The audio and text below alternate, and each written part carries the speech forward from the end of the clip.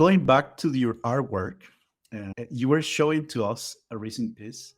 That would be really cool if you can share a little bit more about that piece and talk a Mhm. bit more about your design process of your work and how do you do this type of process about how to create an art piece, an art installation. What's your reasoning and what you're thinking about for everyone just to take a look about what you're working on right now. Yeah, so the piece I shared earlier, or like the one that just was put on screen, was a quick snippet of the most recent piece in a series of work called Kai Hai, which is a collaboration between myself and my close friend Kelly Rubux. We've been working on this Kai Hai project for a very long time. So I'd love to actually share like a little bit of the process of how we get there. So I'm gonna share my screen. Yeah, so this Kai Hai project, again, a collaboration between me and this word itself is a hybrid of ocean in Hawaiian and Chinese. And we've been using this series of work to explore specific photos via mythology and VR, AR, XR. This project for myself, it started with during pandemic. I was so homesick. My hometown is a city called Wenzhou. I was born and raised in a small town very close to Wenzhou. In this map, you can see the red pin. That's where my home is, and then the blue dot is where I am right now in LA. So I spent a lot of time just trying to browse the ocean and trying to go back to home via Google Map. So I did a lot during pandemic. So I called my close friend Tiare, who's from Hawaii, talk about ocean, to talk about like our feelings about home, about ocean. We decided to collaborate. At the time, we have no idea where this project is going, but we just feel like we have this urge of making something about the ocean and about home. And we started to share a lot of like stories we heard when we were a kid about ocean, mostly folklores or mythologies about like goddess or like different mythological figures. And then we found a lot of like common thread. And one of the goddess figure that I was very particularly interested in is this one called Matu, which is ocean goddess. And this figure is mythology figure was origin from Fujian province, which is very close to my hometown. And you can see like the temple for Matu in different locations around the world, like this one in Fujian province, this one in Honolulu, and this one in LA, like 5 minutes away from our studio. That was one of the first few goddess figure we started to explore. So that was like some early render I did about, this is a Matu who always wear red. And the left side is the Hinaupahua, who is the goddess for coral and spiny creatures from Hawaiian creation story.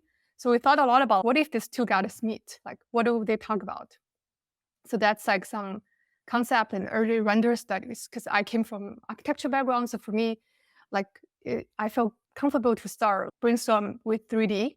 So that was some like very early 3D sketch we did. And then we were commissioned to make a work for a fashion show happening in Oahu, Honolulu. And then that was like our interpretation of the Hina Okupahua. And then you can see like we tried out different type of corals and think about what this goddess will look like. Because when you actually look them online, that goddess online, you can't find many images or visualization of this goddess. And I think it's very important for us to, use our imagination to create a version of ourselves.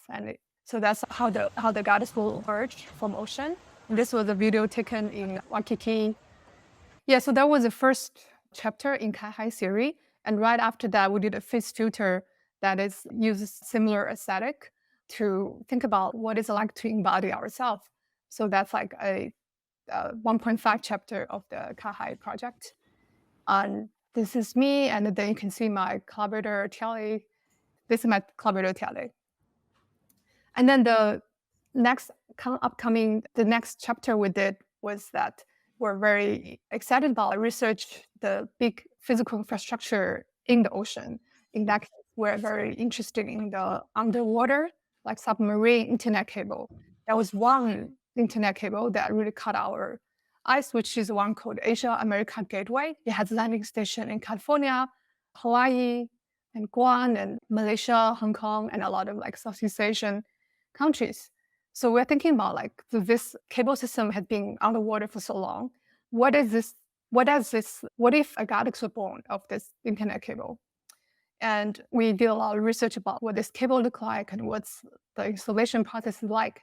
And we thought a lot about, is this like a form of colonization of the ocean? Who owns this internet cable? Who owns the internet? Who owns the land that internet cable is occupying? And we also were very interested in like how this internet cable affect the local ecology.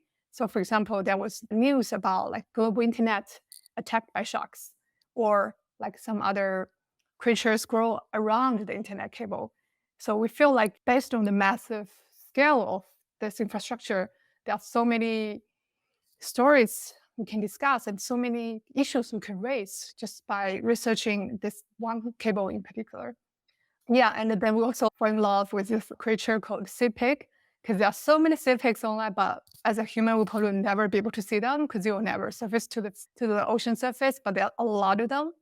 In the end, we made this work, which was shown at Epoch Gallery, which is a very cool online VR gallery that's funded by Peter Wu. I highly recommend you check that out. So we show this piece called AAG, which is a VR sculpture. And at that time, this show was set in Hong Kong. So you can see like this ocean goddess was born in the landing station of the cable in Hong Kong. And you can see like our friend sea pigs crawling around the braids in the middle of the internet cable. And on the background, you can see like the skyline of Hong Kong. And here is like a snippet of a conversation between the two goddesses I mentioned earlier, Mazu, which is the Chinese sea goddess, and Hinaupuhuakua, which is Hawaiian goddess of spiny creature and coral, and AAG, which is a new goddess we created, or like we reimagined.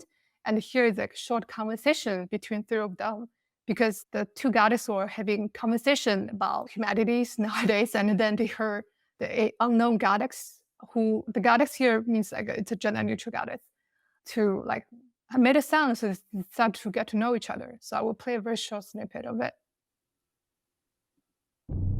That is good to hear. You navigate for the humans then? Exchange for their stories? No, they navigate through me. I simply provide passage. So, you're a conduit. That seems more like the essence of Aqua. Conduit for the humans, built by the humans, constantly growing.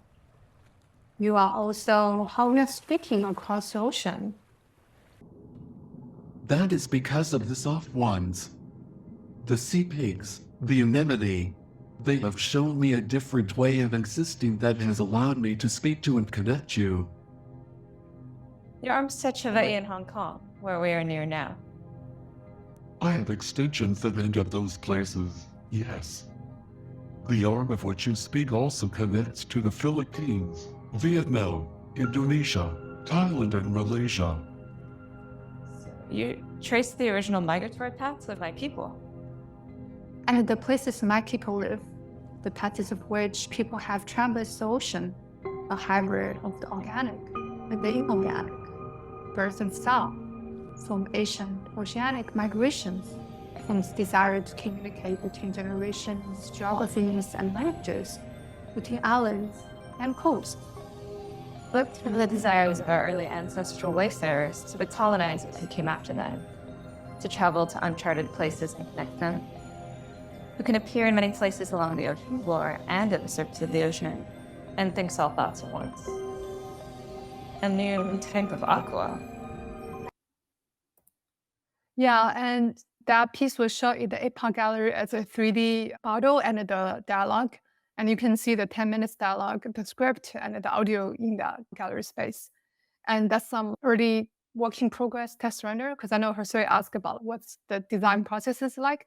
So you can see like when we first get started, that's some like early models. And then Kelly's background is in art directing and filmmaking. So we talk a lot about how we want to tell the story. And I'm mostly working on the 3D model.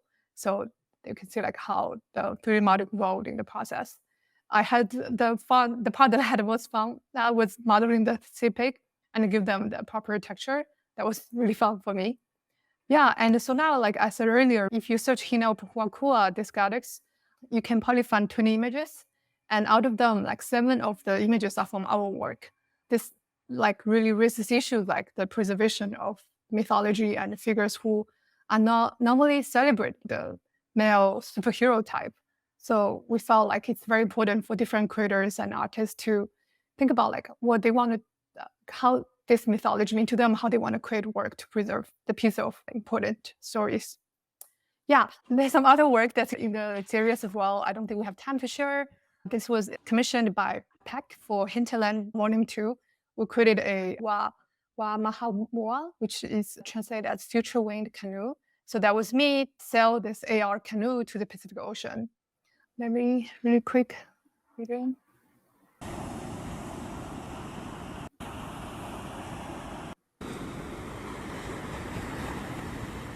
It was really funny when I was making this model. When I was making this in AR, I didn't really think about the movement, but we anchored the AR model on the ocean floor. The model itself just moved when the ocean moved.